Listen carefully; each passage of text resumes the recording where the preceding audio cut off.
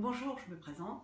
Je suis le docteur Corinne Chichporty-Chaya, je suis médecin nutritionniste et je travaille sur Paris. Ce que je vous propose qu'on aborde aujourd'hui, c'est la question du petit déjeuner. En quoi c'est important pour notre santé, en quoi c'est important pour notre santé cardiovasculaire tout particulièrement.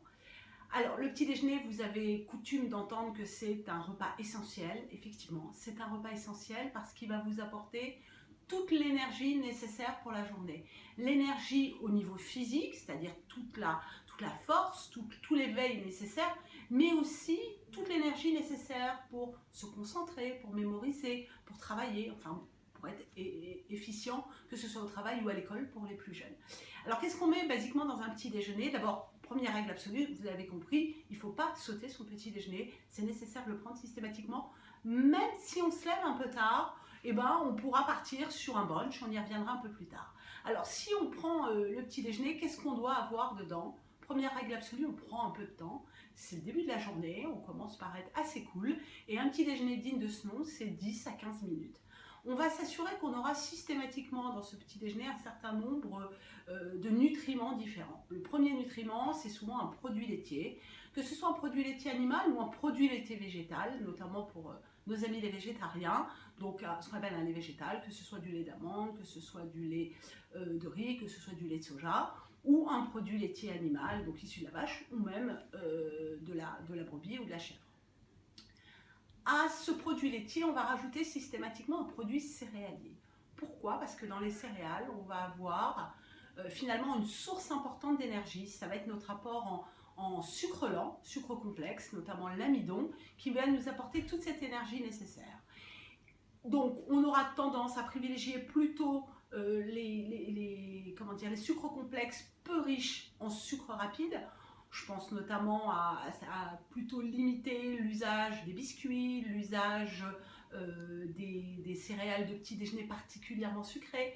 Et l'industrie ne manque pas de nous en fournir des diverses et variées toujours plus. Donc on sera attentif à être sur des produits plutôt le plus naturel possible, en privilégiant plutôt les pétales de maïs par exemple, qui sont souvent peu sucrés, ou les flocons, comme les flocons d'avoine notamment, qui sont souvent naturels et qu'on va retrouver dans les magasins bio.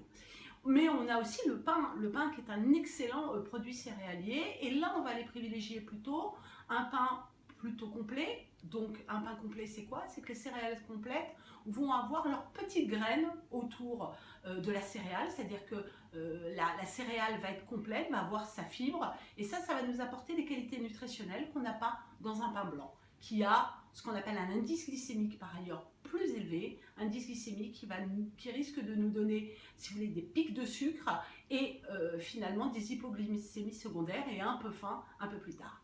Donc je reviens à notre produit céréalier, donc plutôt un pain plutôt complet, un produit laitier végétal ou animal et un fruit. Les fruits qui sont notre première source de vitamines, qui vont nous apporter des fibres, qui vont nous apporter des minéraux et qui vont être très riches en antioxydants, tout ça étant très bon pour notre santé en général, notre protection contre le cancer et notre bon vieillissement en général. Donc un fruit, que ce soit sous forme de fruits entiers, et là j'aime bien parce que quand vous êtes sur un fruit entier, vous avez les apports en fibres. Les fibres sont importantes parce que elles vont nous permettre d'avoir un bon transit intestinal, du confort digestif, ça c'est la première chose, mais aussi ces fibres, elles permettent de réguler notre taux de cholestérol.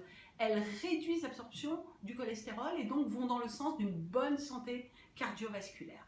Donc ces fibres, on les aime bien, et quand vous êtes sur un fruit qui est entier, vous allez avoir bien entendu beaucoup plus de fibres que quand vous êtes sur un jus de fruits.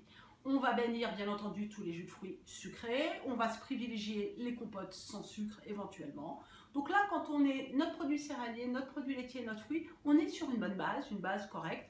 On rajoute notre boisson du matin bien entendu. On peut aussi avoir des variantes et aller chercher notamment quelques oléagineux. Les oléagineux, c'est ces petites graines bien sympathiques, les amandes, les noix, les noisettes par exemple, qu'on peut mélanger. On peut aussi faire l'équivalent d'un muesli maison. On reprend les flocons d'avoine qu'on a évoqués tout à l'heure. On prend une base de produits laitiers, on rajoute quelques oléagineux, quelques morceaux de fruits, et on a un muesli absolument complet qui nous permettra de bien tenir toute la matinée. L'intérêt des oléagineux dont je vous ai parlé tout à l'heure, là aussi, on a montré que quand on consomme une bonne quantité d'oléagineux, l'équivalent de 150 grammes par semaine, eh ben, on a une bonne protection cardiovasculaire parce que les oléagineux contiennent notamment les amandes, des acides gras qu'on appelle des acides gras monoinsaturés qui vont réguler ce cholestérol et vont nous permettre d'avoir finalement, encore une fois, un bon profil lipidique. Et par ailleurs, elles sont très riches en fibres et là aussi on va retrouver le bénéfice sur le cholestérol et donc une bonne santé cardiovasculaire. Voilà comment avoir finalement un bon petit déjeuner bien équilibré.